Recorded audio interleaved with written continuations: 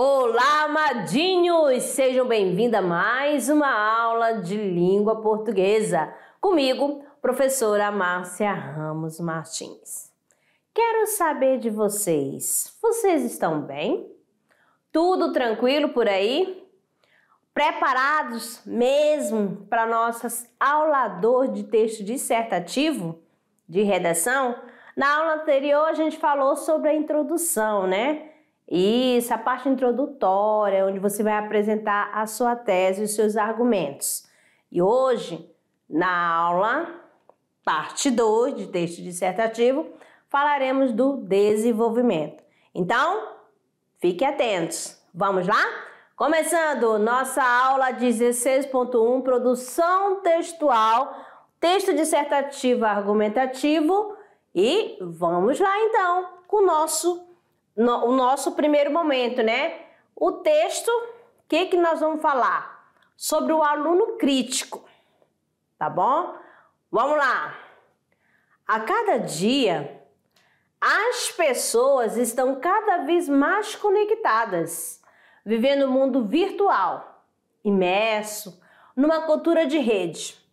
Os alunos deste novo século têm diante de si uma infinidade de informações, tudo a um simples clique. Uma realidade bem diferente daquela que o seu professor teve no passado. Lidar com o estudante digital é um dos principais desafios da educação, ainda vivenciando numa lógica tradicional e quase desconectada desse novo contexto de conexão em rede. O pensamento crítico é essencial ao aprendiz. Mais do que absorver o conteúdo, é preciso que o estudante possa formar uma opinião sobre ele e, inclusive, questioná-lo sempre que possível. Usar as redes para seu crescimento. Para assumir essa postura, é preciso entender a conexão lógica entre as ideias, identificar, construir e avaliar os argumentos, detectar inconsistência no raciocínio, solucionar problemas sistematicamente, identificar a relevância de ideias e refletir sobre a justificativa de seus próprios valores e crenças. Então, aqui um pouquinho de tema a estudar para se obter uma nota 1000 na redação no Enem. Beleza? Seja um aluno crítico, não aceite qualquer resposta. Questione mesmo. Será que realmente você está correto? Você está certo? Ou é o seu colega que está certo? E por que está certo? Mesmo? Então, vamos lá, amadinho. É o momento de convencer o leitor sobre a sua tese. Por que é o momento de convencer? Porque é aqui que vamos analisar o seu argumento, se você tem um repertório realmente consistente. Para aqui, então, vamos lá, começando com uma tirinha. Temos aqui a construção do desenvolvimento. Olha só. Filho, tá na hora de levantar. Mamãe, hoje é domingo. Tô de férias. Meus amigos viajaram. O dia amanheceu fechado. Você disse que não sairíamos para lugar nenhum. O que aconteceu? O amadinho continuou dormindo, amado.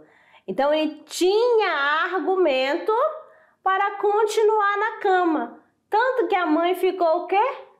Sem resposta, ficou caladinha. Beleza? Então, é necessário que você tenha argumento para convencer a outra pessoa. Beleza? Então vamos lá. Aqui nós temos também, você vai perceber a diferença quando a gente fala, assim, a oralidade e quando a gente escreve. Então, eu vou mostrar aqui para vocês dois textos. O texto falado e o texto escrito. Presta bem atenção. Vamos lá. Aqui o texto falado. Ela estava lindinha nos seus conformes, cara. Fiquei olhando, imaginando o jeito de dizer. Bem, você sabe, né? Dizer aqueles negócios que fico pensando sem ela. Era hora, agora vou lá. Dou uma chavecada nela, buzino umas no ouvidinho dela, tá na minha. Isso, aqui esse momento que você tá conversando, dialogando lá com a sua moçadinha, com seus colegas, tá certo? Ó, um amigo vai confidenciar alguma coisa, né? Dizendo que tá afim da pessoa, de uma menina, de uma garota. A oralidade é assim. Faz uso, né? Da linguagem informal, do coloquial. Faz uso de gírias, né? Ó, aqui eu falando já tem marca de vícios da linguagem. Agora vamos lá para o texto escrito e observe bem. Aqui, deixa eu... Aqui, veja bem. Digo a você que ela estava lá, diante dos meus olhos, perfeita. Olhei-a, imaginando o jeito de dizer o quanto era importante para mim expressar o que pensava dela quando estava sós comigo mesmo. Pensei em ser a hora certa, pensei em conversar, mas me faltou coragem e fugi. Então, quando você vai escrever para alguém, você começa a escolher palavras, você começa a fazer uso da linguagem formal, da norma padrão, da escrita. Aqui você percebe que houve, né, aquele cuidado de colocar, a fazer a oração corretamente, o uso dos pronomes, tá certo? Houve uma organização dos períodos, beleza? Das frases, das orações, ok? Alguns elementos que compõem os parágrafos de desenvolvimento. Lembrando, olha só, gente, a estrutura do texto dissertativo da redação, 3 partes. A primeira é o quê? A introdução, que você vai apresentar a sua tese, tá certo? A sua tese. Olha só, e você vai usar o quê? Os seus argumentos, né? E esses argumentos têm que ser contextualizados, não é isso? Ao tema. Fez a primeira parte, vai logo seguido, outro período, né? O outro parágrafo, vai começar lá, ó, tópico frasal, exemplificação, explicação. Então, exemplificação e explicação faz parte do desenvolvimento, né? Que vai ter lá o desenvolvimento 1, o desenvolvimento 2, tá certo? E por último, a conclusão. Mas aqui, como sempre, a estrutura da redação, né? Uma redação, essa daqui foi com nota 1000, o Enem de 2018. O aluno é o Pedro Assaide, eu acho que assim o nome que é pronunciado, desculpe-me, mas tá aí, acho que é isso, Assaide. Mas vamos lá aqui, ó, olha só a estrutura. Ele, aqui nesse texto, né? Tá pequenininho, mas aqui você pode observar que tá tudo bonitinho, ó. A introdução, vou colocar aqui, ó, a primeira parte, até aqui Deixa eu apagar aqui para ficar melhor essa partezinha. Aí, pegar a canetinha, mostrar aqui para vocês, ó. Bem aqui, essa parte até aqui é onde ele apresentou o texto, tá certo? Aqui nessa parte tem o tópico frasal, né? Que vai iniciar a redação, o tema, a tese, tudo relacionado, tudo contextualizado. Depois, ele vem para o desenvolvimento. Aí nós vamos ter aqui, ó, esta parte aqui, amado, presta atenção, ó. Até aqui, ó, é o desenvolvimento. Aqui é a primeira parte, desenvolvimento 1, argumento 1 e o argumento 2. E já aqui no final é a conclusão. Então, como eu falei, né? A redação do Enem, ela tem que ter essas 3 partes. Não quer dizer que são 3 parágrafos, né? Tanto que essa redação aqui, ela é formada por 4 parágrafos, tá bom? 4 parágrafos, 2 para desenvolvimento. Beleza? Para o 1 e para o 2. Tópico frasal. Olha só, é ilícito postular que a informação é um bem de valor, o qual é responsável por modular a cosmovisão antropológica pessoal e influenciar os processos de decisão humana, e é preciso compreender tal fenômeno patológico como atentado às instituições. Então, aqui olha bem, amadinho, aqui tá, era para ser com letra maiúscula, né, que tá iniciando o período, tá certo? Mas aí nessa partezinha aqui tá apresentando o tópico frasal que está lá na introdução da redação. Agora, vamos lá para o segundo, né, parágrafo. Ó, que aqui ele já vai fazer o quê? A explicação. Nesse raciocínio, as notícias e acontecimentos que chegam a um indivíduo exercem forte poder sobre tal, estimulando e suprimindo os sentimentos como empatia, medo e insegurança. É factual, portanto, que a capacidade de selecionar via algoritmos as reportagens e artigos que serão vistos por determinado público constitui ameaça à liberdade de pensamento crítico. E isso porque a perspectiva de mundo dos indivíduos coordena suas escolhas em eleições e plebiscitos públicos. Então, ele aqui já está explicando, né? Por quê? Continuando ainda, evidenciando, né, supracitado ao livro Rápido e Devagar, 2 formas de pensar do especialista comportamental Daniel Kahneman, no qual esse expõe e comprova, por meio de décadas de experimentos socioculturais, a incisiva influência dos meios de comunicação no julgamento humano.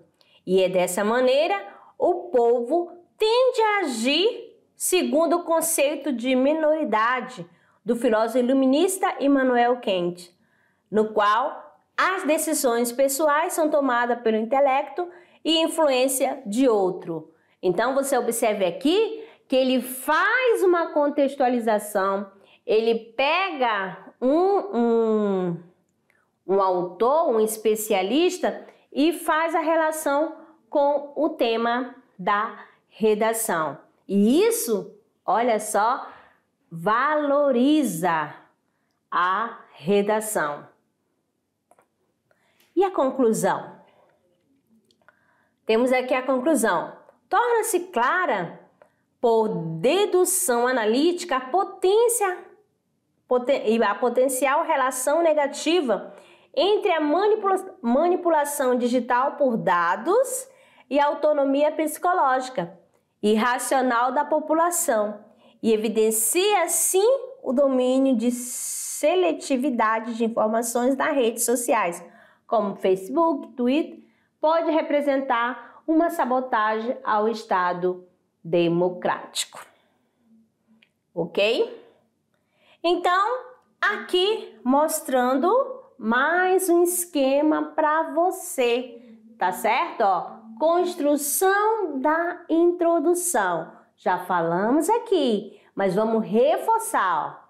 Ó. Olha só, deve ser curta e abrangente, com 2 ou 3 frases que serão explicadas no desenvolvimento. Quando for explicada, exemplificada também, ela terá que ser o quê? Contextualizada. É isso aí. Então, preste atenção, amadinho. Ó. Então, aí quando você vai ler o tema da redação, você tem que fazer um texto dissertativo argumentativo. Então, você vai, primeiramente, leia o tema que está sendo cobrado. Aí, de lá, você também pode fazer o seguinte, retirar algumas palavras, o quê? Chave, né? Algumas palavras-chave, sim, que isso vai ajudar a desenvolver. Beleza? Então, vamos lá então. Continuando aqui. Então, o primeiro parágrafo é da introdução. O que nós vamos ter lá na introdução? A tese contextualizada com tema. Já diz tudo. Então, tema, tese, tema, contextualização. Beleza? Sempre assim. E olha só, e faz aquelas perguntas. Como você vai estruturar o seu texto? E aí? Você entendeu o texto?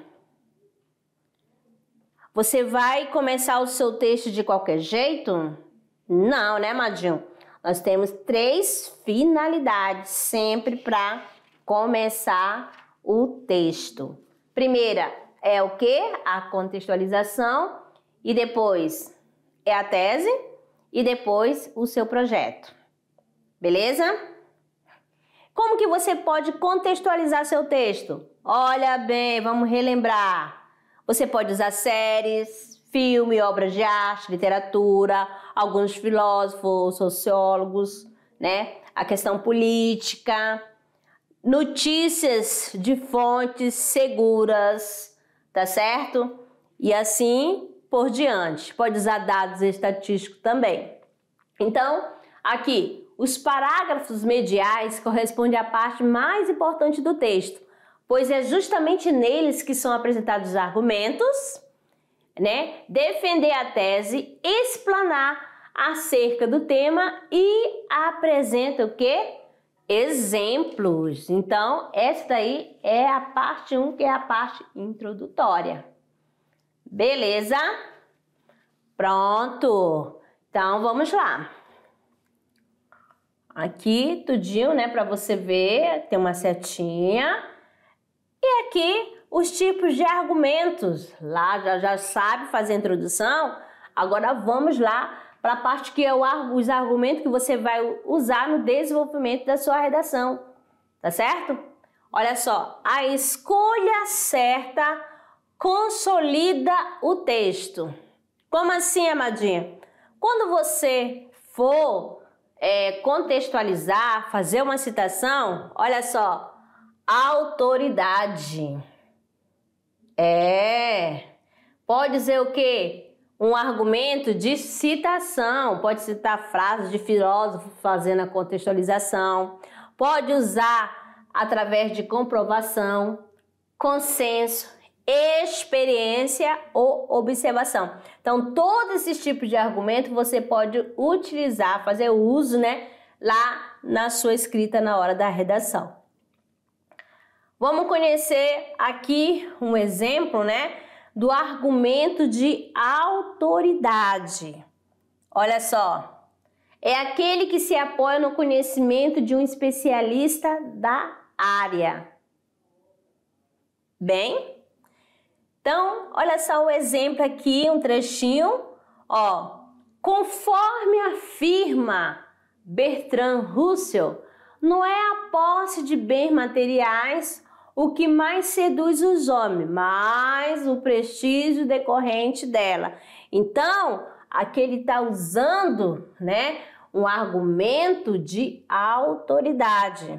Então, ele fez o uso, e claro, se você for citar, tem que ver se o que esse especialista afirma tem a ver, tem alguma relação ao tema, tá? Não pode citar por citar e não ter nada a ver, não fazer a relação, tá certo?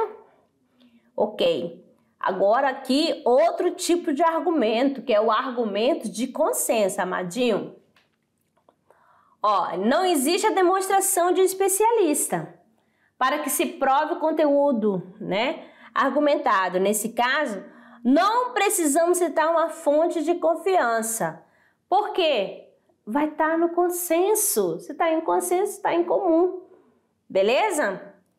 Olha aqui. O investimento na educação é indispensável para o desenvolvimento econômico do país. Então, isso aqui, ó, é um consenso comum. Beleza? Tomar uma aguinha aqui para melhorar aqui a gargantinha, a voz. Estão entendendo?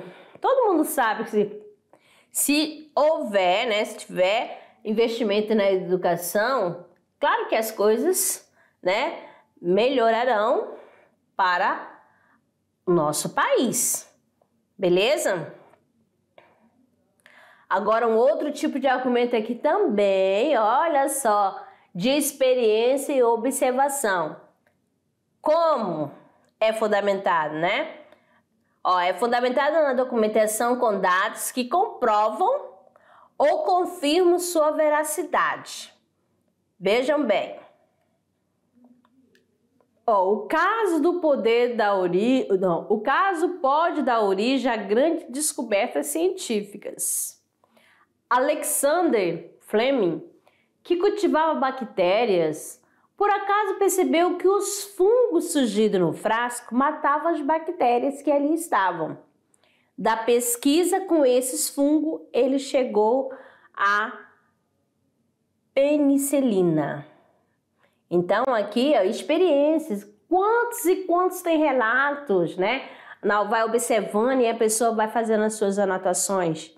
Então, aí é um bom argumento, tá bom? Então, classificado como de experiência ou observação.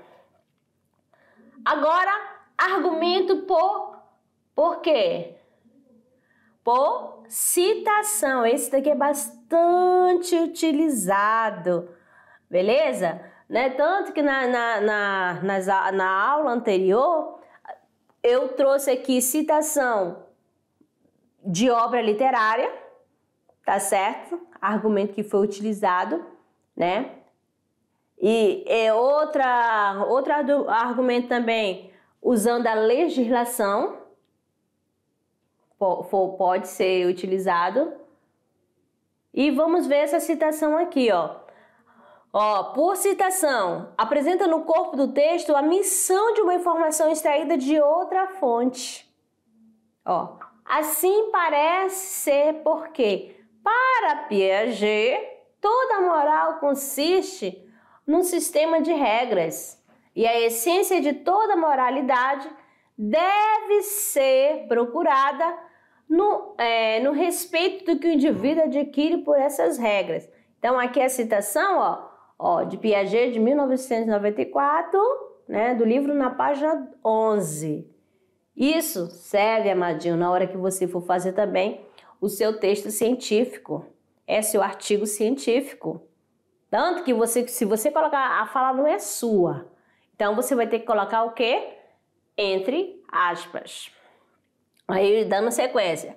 A essência da moral é o respeito às regras, a capacidade intelectual de compreender que a regra expressa uma racionalidade em si mesma equilibrada. Mas aqui, tem vários. Você pode também no seu desenvolvimento, fazer uso, né, de argumento por comprovação. Como que vai ser comprovado? Aqui você pode usar dados estatísticos, né? A sustentação de argumentação se dará a partir das informações apresentadas, dados, estatística, percentual que a acompanham. Então, fica bem claro aqui, né, a comprovação, esse argumento de comprovação. Olha aqui o exemplo, ó. O ministro da Educação, Cristóvão Buarque, lança hoje um mapa da exclusão educacional. O estudo do INEP, olha só a fonte, feito a partir de dados do IBGE e do Censo Educacional do Ministério da Educação, mostra o número de crianças de 7 a 14 anos que estão fora das escolas em cada estado. Segundo o mapa, no Brasil,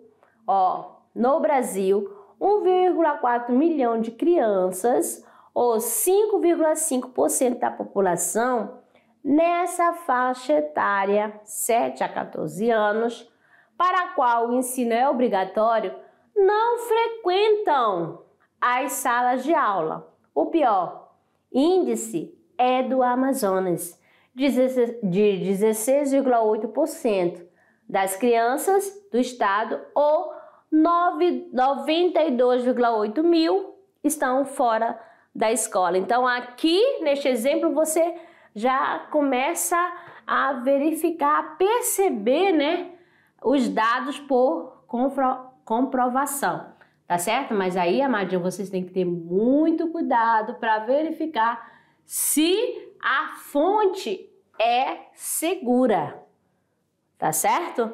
Mas não se prenda muito a essa questão de dados estatísticos não, tá?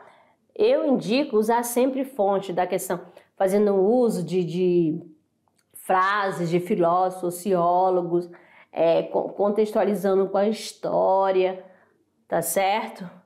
Ou da literatura, da arte, assim.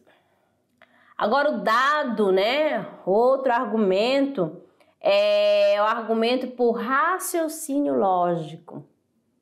Vamos lá. A criação de relações de causa e efeito é um recurso utilizado para demonstrar que uma conclusão afirmada no texto é necessária e não fruto de uma interpretação pessoal que pode ser contestada. Vamos ver aqui. O fumo é o mais grave problema de saúde pública no Brasil. Assim como não admitimos que os comerciantes de maconha, crack ou heroína façam propaganda para os nossos filhos na TV. Todas as formas de publicidade do cigarro deveriam ser proibidas terminantemente. Para os desobedientes, cadeia. Então, aqui faz uso de um raciocínio lógico. É claro que todos nós sabemos que o fumo é prejudicial à saúde, tá certo? Tanto que, claro que não é do tempo de vocês, mas se você conversar com as pessoas, né, com mais experiência, seu avô, seu pai, seu tio, eles vão lembrar lá do passado que antigamente tinha bastante, né, propaganda de cigarro. Mas o que está acontecendo agora? Se você for observar, quem ainda fuma, o que fala lá? Fumar é prejudicial à saúde, fumar dá câncer. Entendeu? Tem cada imagem assim que causa o quê? Impacto, né? A pessoa. Então, ó, ninguém vai querer fumar, né, amadinho? Porque sabe que vai se prejudicar. Porque a pessoa que fuma tá matando ela mesma. Tá certo? Tá prejudicando não somente a ela, mas as pessoas que estão próximas. Tá certo? Então, vamos lá. Aqui. Trouxe alguns questionamentos, amadinhos. Aí você tem na introdução. O que você Vários questionamentos. Qual é o problema? Por que se trata de um problema? Aí vem o quê? Desenvolvimento. Quais as causas para tal problema? Aí vem, há alguma solução? Sim. Aí chega a conclusão aqui. Você vem aqui nessa parte que é a conclusão, que você vai falar da proposta de intervenção. Quem vai fazer a ação? Quem é o agente? Como essa ação será feita? Para quê? E dizer detalhadamente como será desenvolvida, né? Como e por que colocar tal solução em prática? Como essa proposta pode, de fato, resolver o problema? Então, se você souber fazer esses questionamentos, você faz, né? Aí tenta responder, aí já está praticamente pronta a sua redação.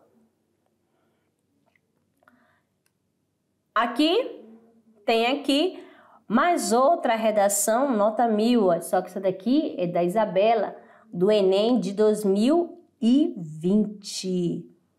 Tá certo? Vamos lá então.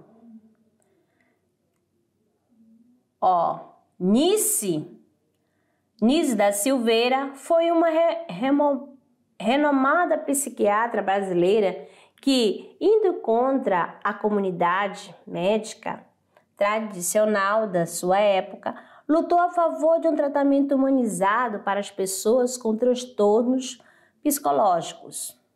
No contexto nacional atual, indivíduos com patologias mentais ainda sofrem com diversos estigmas criados. Isso ocorre pois faltam informações corretas sobre o assunto. E também existe uma carência de representatividade desse grupo nas mídias. E aqui você está vendo a introdução, onde ele está apresentando o que será desenvolvido, né? O que ele vai defender, né? Vai fazer a defesa, ele vai usar os argumentos. Então, vamos lá para ver o primeiro desenvolvimento dele, né? Temos aqui, primeiramente, vale ressaltar que a ignorância é uma das principais causas da criação de preconceito contra portadores de doenças psiquiátricas. Sob essa ótica, o pintor holandês Vincent van Gogh foi alvo de agressões físicas e psicológicas por sofrer de transtornos neurológicos e não possuir o tratamento adequado. O ocorrido com o artista pode ser presenciado no corpo social brasileiro, visto que, apesar de uma parcela significativa da população lidar com alguma patologia mental, ainda não são propagadas informações incorretas sobre o tema. Esse processo fortalece a ideia de que integrantes não são capazes de conviver em sociedade, reforçando estigmas antigos e criando os novos. Dessa forma, a ignorância contribui para a estigmatização desses indivíduos e prejudica o coletivo. Ele já fechou aqui o parágrafo dele, fechou a ideia e ele usou um argumento de autoridade. E lembrando, sempre contextualizando, fazendo relação ao tema. Desenvolvimento 1, tá? Agora, o desenvolvimento 2, que é o segundo argumento. Ademais, a carência de representatividade nos veículos mediáticos fomenta o preconceito contra as pessoas com distúrbios psicológicos. Nesse sentido, a série de televisão da emissora, olha bem aqui, né? Euforia mostra as dificuldades de conviver com transtornos afetivos bipolar. Olha só o tab. Ilustrado pelo protagonista Rui, que possui a doença. A série é um exemplo de representação desse grupo nas artes, falando sobre a doença de maneira responsável, Contudo, ainda é pouca a representatividade desses indivíduos em livros, filmes e séries, que quando possuem um papel, muitas vezes são personagens secundárias e não há um aprofundamento de sua história. Desse modo, esse processo agrava os estereótipos contra essas pessoas e afeta a sua autoestima, pois eles não se sentem representados. Viu aqui, já usando o que? Filme, né? A série de televisão para fazer a relação ao tema sobre essa patologia.